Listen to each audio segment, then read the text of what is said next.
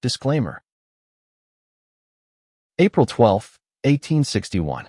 4:30 a.m. Confederate artillery opens fire on Fort Sumter. The American Civil War begins. 620,000 dead. A nation ripped in half. And in Wilmington, Delaware, a chemist named Lehman Pont looks at a ledger. His powder mills supply 40% of the Union Army's gunpowder. By 1865, his family's fortune has grown by 800%. Death on an industrial scale. Profit on an unimaginable one. September 1st, 1939. The Wehrmacht crosses the Polish border. World War II begins. 75 million will die globally. In Pittsburgh, Pennsylvania, executives at the Mellon Bank review a portfolio. Their company, Alcoa, holds a near monopoly on aluminum, a key material for 300,000 Allied warplanes. Their profits will soar by 537% in 5 years. October 7, 2001. U.S. forces invade Afghanistan. The global war on terror begins. 20 years. $8 trillion. On Wall Street, shares of Raytheon, Lockheed Martin, and General Dynamics jump 50% in 6 weeks. Defense stocks will outperform the S&P 500 for 2 straight decades. A killing, in every sense of the word. This is not a story about battles, or generals, or geopolitics. This is the story of the war profit pattern, a silent, mechanical, and brutally predictable economic engine that has operated alongside every American conflict for 160 years. An engine built, maintained, and fueled by a handful of industrial dynasties. They told you war is about freedom, about democracy, about national security. The data tells a different story, a story of calibrated catastrophe, of demand created by destruction. It reveals a pattern of profiteering so consistent, so embedded, that it functions as a shadow system within the American economy.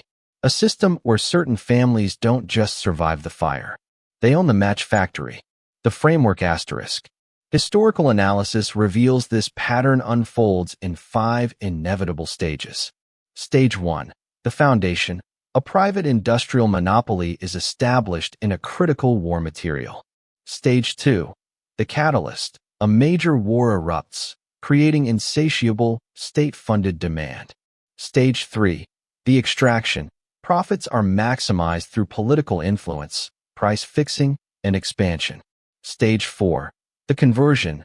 War profits are laundered into lasting political and social power. Stage 5.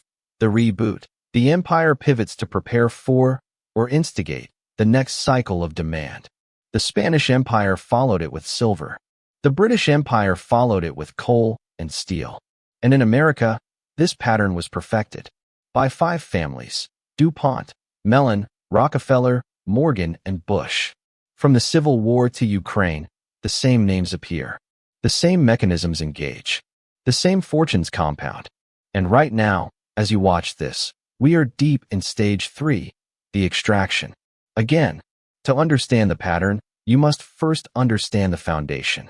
The stage was not set on a battlefield.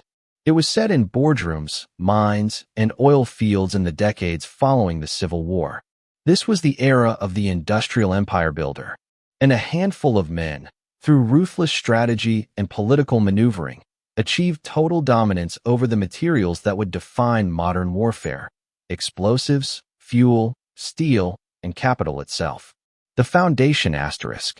I. DuPont de Nemours, founded in 1802 as a gunpowder mill. By 1860, through a combination of superior technology and aggressive acquisition of competitors, DuPont controlled virtually the entire American black powder market. They were not just a supplier. They were the supplier. Key statistic asterisk. At the Civil War's outbreak, DuPont provided 40% of all gunpowder for the Union Army. Their production skyrocketed from 300,000 pounds in 1860 to over 4.5 million pounds by 1864. John D. Rockefeller's Standard Oil, incorporated in 1870. By the 1880s, through predatory pricing, secret rebates from railroads, and covert industrial espionage, Standard Oil controlled 90% of America's oil refining. Why does this matter for war? Because the 20th century's wars would run not on coal, but on gasoline and diesel. He who controlled the oil controlled the machinery of war. Andrew Mellon, banker, industrialist. By 1900, his empire spanned aluminum, Alcoa, a virtual monopoly, coke, and steel. Aluminum would become the literal skeleton of air power. Mellon didn't just finance industry. He owned the bottlenecks of production. J.P. Morgan and Company, the financier. While others built factories, Morgan built trust. By underwriting U.S. government bonds and reorganizing vast swaths of American industry into monopolistic trusts, Morgan's bank became the central nervous system of American capital. In crisis, the government would come to him, not the other way around. The fatal decision asterisk. The turning point was not a declaration of war. It was a piece of legislation. The National Defense Act of 1916. As World War I raged in Europe, the Wilson administration, fearing unpreparedness, made a historic choice. Instead of massively expanding government-owned arsenals and shipyards, the traditional model, it chose to mobilize private industry. The government would provide the funds, the contracts, and the guaranteed profits. Private corporations would provide the means. It was a decision born of perceived necessity, but it institutionalized the profit motive at the heart of national defense. Andrew Mellon, then one of the richest men in America, would later become Secretary of the Treasury from 1921 to 1932. The regulator was the industry. J.P. Morgan and Company would be appointed the official U.S. purchasing agent in Europe, earning commissions on every shell and rifle bought for the Allies. The warning signs were there. In 1934, the Nye Committee hearings investigated the merchants of death.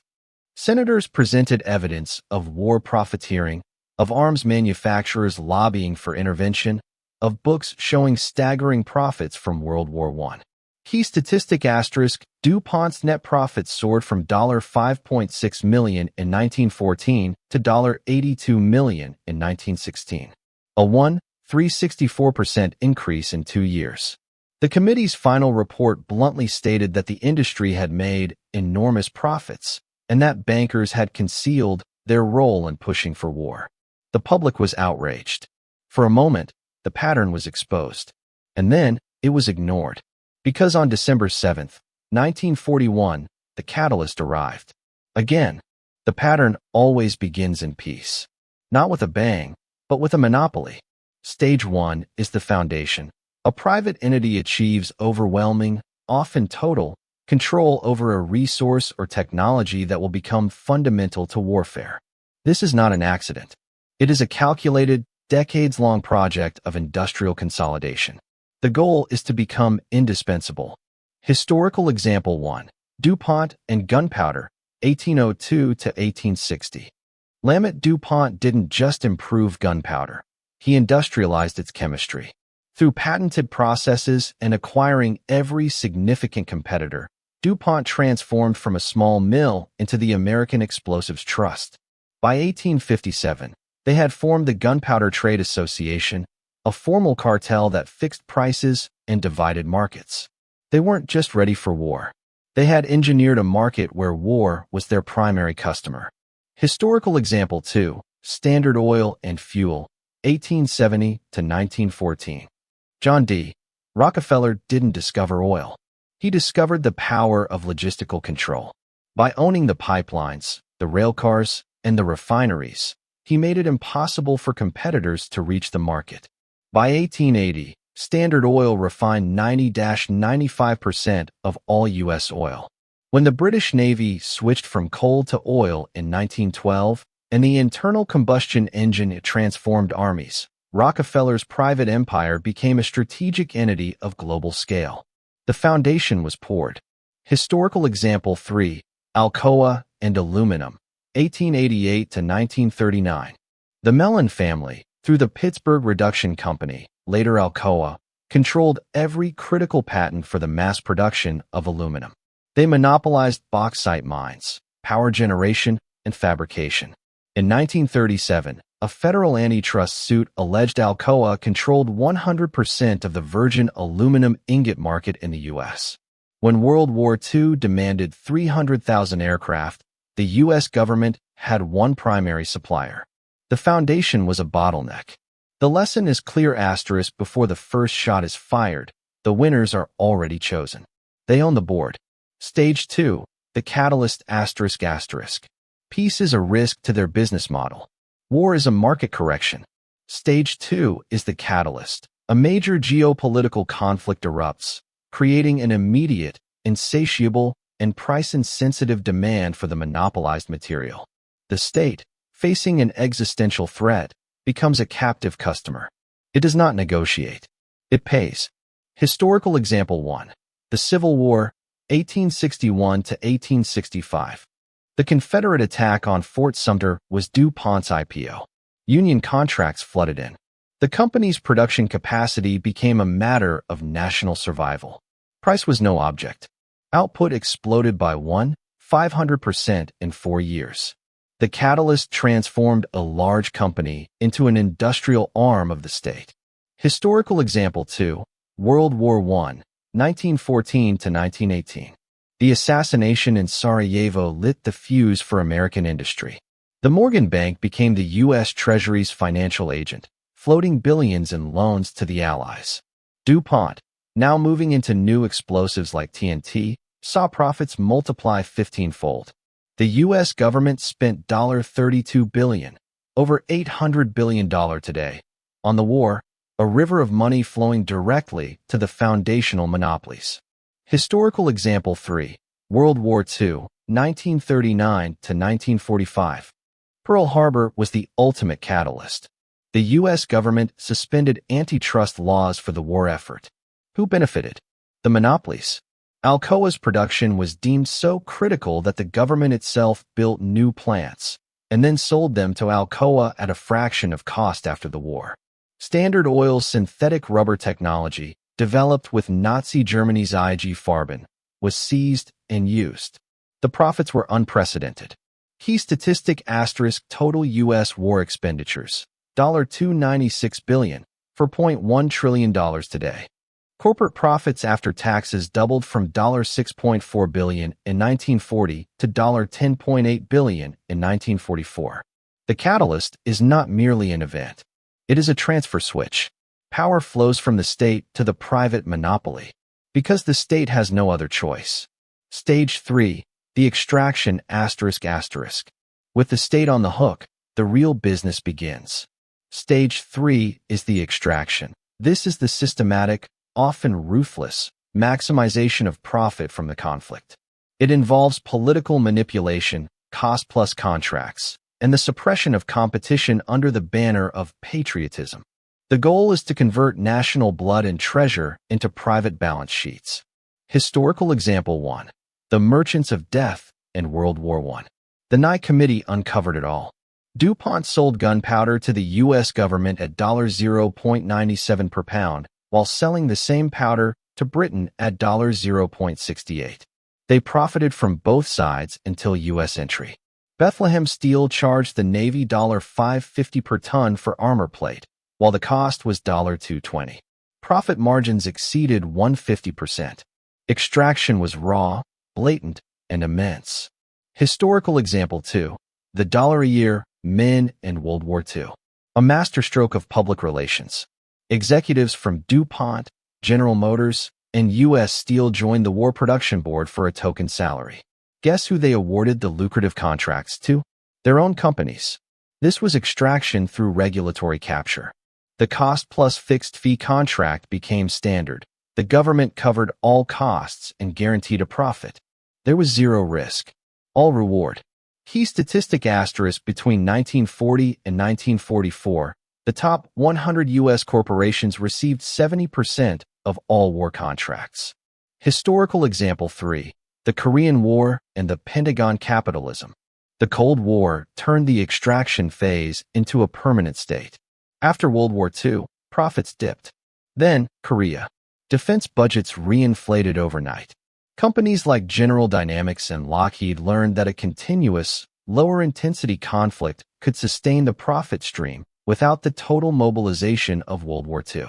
The military-industrial complex, as Eisenhower would later name it, was not born, it was institutionalized. Extraction became a way of life. They told you it's about efficiency. The data shows it's about rent-seeking. The state assumes the risk. The private monopoly harvests the guaranteed return. Stage 4. The conversion ***. Money is power, but transient. The true goal of the pattern is stage 4.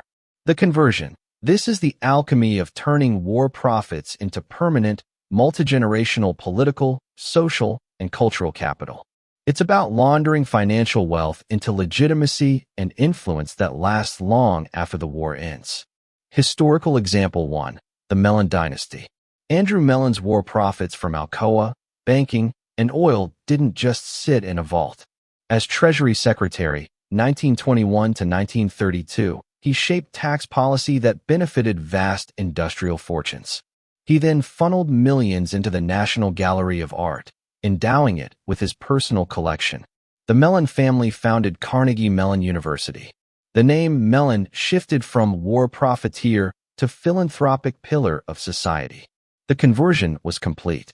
Historical example 2. The Rockefeller Foundation. John D. Rockefeller's empire was built on oil, a strategic war material. The public hatred was palpable. The solution? In 1913, he created the Rockefeller Foundation with a $100 million endowment, over $2.5 billion today. It funded medical research, universities, and scientific social programs. The narrative changed from robber baron to benevolent benefactor. The foundation's influence on public health and education policy granted the family soft power for a century. Historical example 3. The DuPonts and political influence. The DuPont family converted gunpowder wealth into direct political control. They financed the American Liberty League to fight FDR's New Deal. Multiple DuPonts became U.S. senators and governors of Delaware. Their company town, Wilmington, was a fiefdom. Their war profits bought not just art, but legislators, shaping laws on taxation, regulation, and labor for generations. This is the masterstroke. It transforms the family from industrialists to aristocrats. It builds a moat of prestige around the fortune. It writes the history books. Stage 5. The reboot. The war ends. The profits peak. The public forgets. And the cycle must begin again. Stage 5 is the reboot. The empire uses its accumulated capital and political influence to position itself for the next cycle. This involves investing in the next generation of war technology, lobbying for a foreign policy that creates future demand, and ensuring the state of preparedness never ends. Historical example 1. DuPont and the Cold War pivot, 1945 to 1960. With the conventional explosives market saturated, DuPont pivoted to the atomic age. They became the prime contractor for the Savannah River site, a massive nuclear weapons complex. Gunpowder to plutonium. They used their conversion stage political capital to secure these new, even more lucrative, contracts. They rebooted from a World War I/World War II supplier to a Cold War cornerstone. Historical example 2. The Rockefellers and geopolitical strategy. The Rockefeller family, through the Council on Foreign Relations, which they heavily funded and led, became architects of post-World War II American foreign policy. Their Standard Oil interests in the Middle East were directly tied to U.S. policy in the region. They helped define the Soviet threat, ensuring continuous military expenditure that benefited their vast industrial and financial holdings. They didn't just react to policy, they rebooted the system to generate it. Historical example 3. From Vietnam to the War on Terror, 1960 to 2001. Companies like Textron, Bell Helicopters, and McDonnell Douglas found a new, perpetual market in the helicopter and jet fighter. The Vietnam War was a testing ground. The missile gap and bomber gap were narratives that rebooted spending. After the Cold War, the industry faced a peace dividend crisis. The solution? A new, amorphous enemy, terrorism. The Project for the New American Century, PNAC, a think tank populated by neoconservatives with ties to defense contractors, explicitly called for regime change in Iraq in 1998. 3 years later, the catalyst arrived. The reboot stage is the most critical. It ensures the pattern is not a one-time event, but a perpetual motion machine. The war ends. The business model does not. History is not a loop. It is a spiral. The same pattern, at a higher velocity, with greater complexity. The war on terror catalyzed a 20-year extraction phase. But that market became saturated. Public weariness grew. The forever wars were winding down. A reboot was needed. And right now, we are in a hybrid state. The final, frantic extraction of the war on terror, overlapping with the explosive Stage 3 extraction of a new, multi-front conflict system. The pattern did not die. It evolved. The five families have been joined by a new generation of publicly traded, too-big-to-fail defense conglomerates. The boardrooms have changed. The playbook has not. Stage 3, the extraction is accelerating. Again, current evidence. The Ukraine catalyst, February 24, 2022. Russia's invasion triggered the largest conventional war in Europe since 1945. Within weeks, the U.S. authorized over $40 billion in security assistance. This was not government production. This was a transfer order to private contractors. Stock performance, the truth teller, from February 2022 to December 2023, while the S&P 500 fell, Northrop Grumman, NOC, shares rose 40%. Lockheed Martin, LMT, rose 37%. Raytheon Technologies, RTX, rose 20%. The market knows the pattern. Contractor margin expansion. In 2023, Lockheed Martin's missiles and fire control segment saw operating profit margin increase to 10.8%, up from 10.2% in 2021. More volume, fatter margins. Classic extraction. The replenishment narrative. This is the new extraction mantra. The Pentagon is not just buying for Ukraine. It is spending to replenish U.S. stockpiles at inflated, non-competitive prices. In March 2023, a $1.2 billion replenishment contract for Javelin missiles was awarded to a Raytheon-Lockheed joint venture. A single contract, born of war. The catalyst. The war on terror reboot failed to generate sustained, great power conflict profits. The system needed a bigger threat. The pivot to great power conflict. Officially declared in the 2018 National Defense Strategy. The focus shifted from counterterrorism to strategic competition with China and Russia. The defense industry didn't just adapt, it funded the think tanks and studies that demanded this pivot. The National Defense Strategy Commission, which pushed for massive spending increases, was packed with advisors from major defense contractors. The Ukraine war was not the catalyst. It was the validation of the reboot. Every defense executive, every lobbyist, now had a simple, irrefutable pitch. See? We told you. The world is dangerous. You must buy more. Now, every member of Congress watching the votes for Ukraine aid packages realized a brutal truth. A no vote wasn't just a foreign policy stance. It was a vote against jobs and stock portfolios in their district. The extraction is now baked into the geopolitical fabric. Stage 3 indicators, modern metrics. The data does not lie. These are the vital signs of the extraction phase, 2024. Defense budget trajectory, 2015, post-Iraq/Afghanistan drawdown $585 billion. 2024 budget request, $842 billion. A 44% increase in less than a decade. The trajectory is not stabilizing. It is parabolic. Contract concentration. The top 5 defense contractors, Lockheed, RTX, Northrop, Boeing, General Dynamics, received $150 billion in Pentagon contracts in 2022 alone.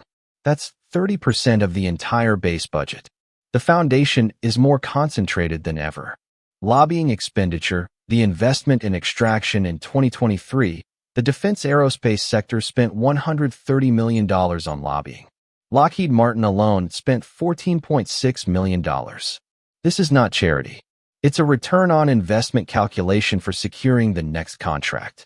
The revolving door spin rate. A 2023 report by the Project on Government Oversight found 672 high-ranking Department of Defense officials and military officers had shifted into jobs with the top 20 defense contractors since 2014. The regulator and the regulated are the same people. The modern $1 a year man doesn't take a salary cut. He gets a massive promotion. Stock buybacks, not innovation.